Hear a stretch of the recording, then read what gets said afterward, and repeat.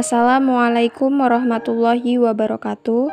Baiklah, di sini saya Zahratun Nisa, NPM 2005303 akan memaparkan materi mengenai ragam bahasa.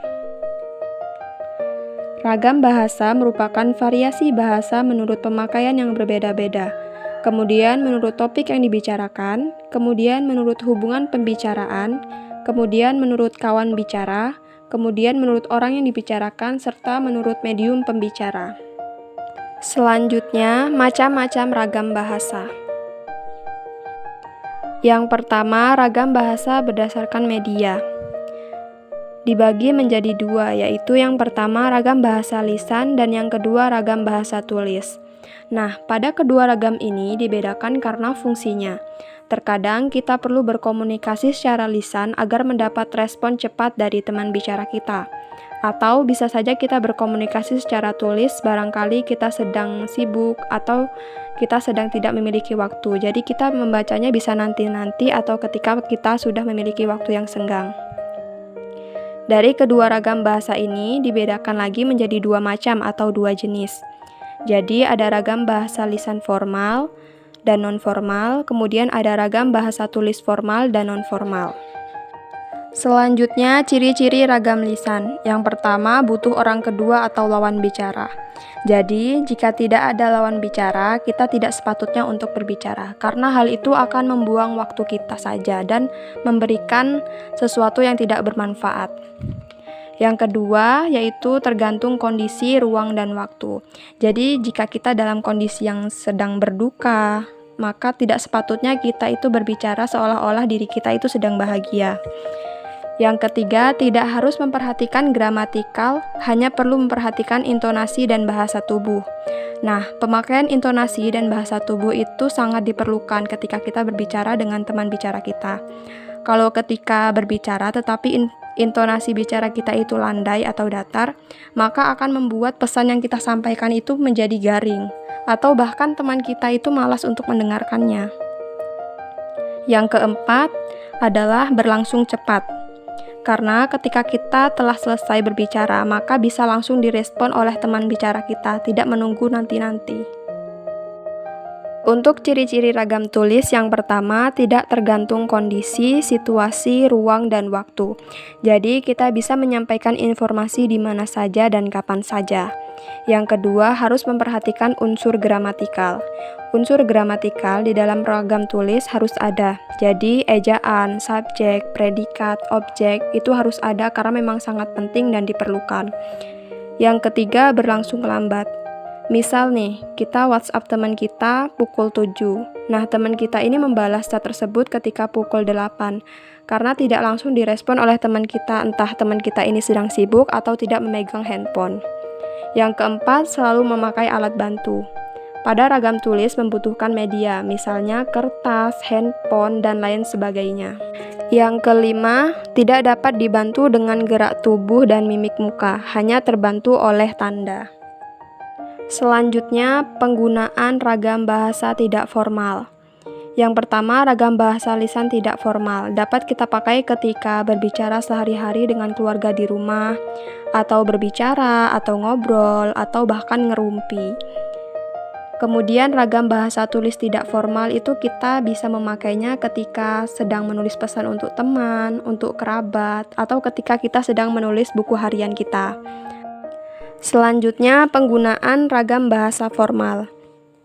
Yang pertama, ragam bahasa lisan formal. Seperti kita gunakan ketika kita sedang ceramah, pidato, presentasi, atau diskusi. Kemudian ragam bahasa tulis formal itu seperti kita sedang menulis makalah, menulis surat resmi, menulis skripsi, atau menulis artikel. Macam-macam ragam bahasa yang selanjutnya yaitu ragam bahasa berdasarkan cara pandang penutur. Yang pertama, ragam dialek. Dialek merupakan variasi bahasa yang berbeda-beda menurut pemakai. Misalnya bahasa dari suatu daerah tertentu, atau kelompok sosial tertentu, atau kurun waktu tertentu. Penyebab perbedaan dialek karena perbedaan asal daerah dan perbedaan status sosial. Contohnya, dialek atau logat orang Jawa dalam pelafalan B pada posisi awal nama-nama kota. seperti Bandung menjadi Bandung. Jadi di depan B itu ada huruf M.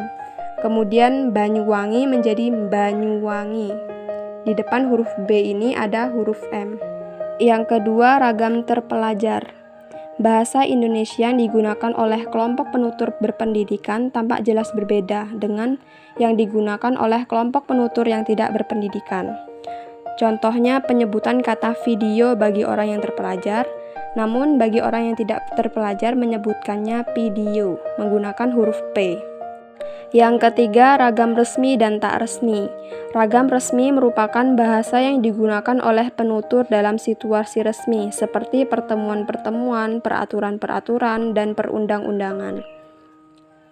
Ciri-ciri bahasa resmi yang pertama, menggunakan unsur gramatikal atau secara eksplisit dan konsisten. Yang kedua, menggunakan imbuhan secara lengkap. Yang ketiga, menggunakan kata ganti resmi. Yang keempat, menggunakan kata baku. Ragam tak resmi merupakan bahasa yang digunakan dalam situasi tak resmi, seperti dalam pergaulan dan percakapan pribadi. Ragam bahasa tidak resmi digunakan ketika kita berada dalam situasi non-formal.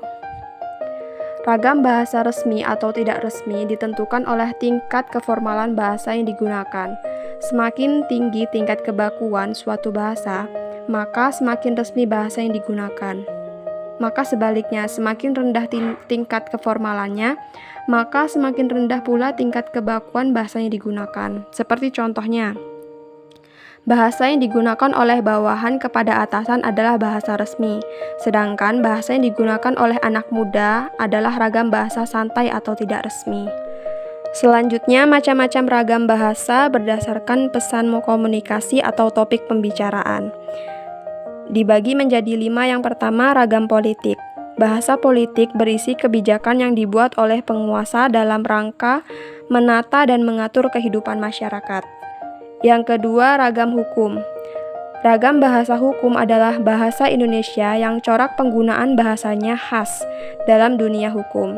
Salah satu cirinya yaitu penggunaan kalimat yang panjang dengan pola kalimat yang luas. Ciri-ciri ragam bahasa hukum: yang pertama, memiliki gaya bahasa yang khusus. Yang kedua, objektif dan menekan prasangka pribadi. Yang ketiga, memberikan definisi yang cermat tentang norma, sifat, dan kategori yang diselidiki untuk menghindari kesimpang siuran informasi. Yang ketiga, ragam sosial. Ragam sosial dapat didefinisikan sebagai ragam bahasa yang sebagian norma dan kaidahnya didasarkan atas kesepakatan bersama dalam lingkungan sosial yang lebih kecil dari masyarakat. Ragam sosial ini juga berlaku pada ragam tulis dan ragam lisan. Sebagai contoh, orang tak akan sama dalam menyebut lawan bicara jika berbicara dengan teman dan orang yang memiliki kedudukan sosial yang lebih tinggi. Dalam berbicara dengan teman, kita menggunakan kata kamu. Namun, jika dengan orang yang lebih tinggi kedudukannya, maka menggunakan kata yang sopan. Yang keempat, ragam jurnalistik. Ragam jurnalistik adalah ragam bahasa yang dipergunakan oleh dunia persurat kabaran. Karena zaman semakin berkembang, bahasa jurnalistik adalah bahasa yang dipergunakan oleh seluruh media massa, seperti radio, televisi, dan internet. Ciri-ciri ragam jurnalistik yaitu yang pertama, bahasanya sangat padat. Yang kedua, selalu berpusat kepada hal-hal yang dibicarakan. Yang ketiga, banyak sifat objektifnya daripada sifat subjektifnya. Yang keempat, lebih banyak unsur pikiran daripada unsur perasaan.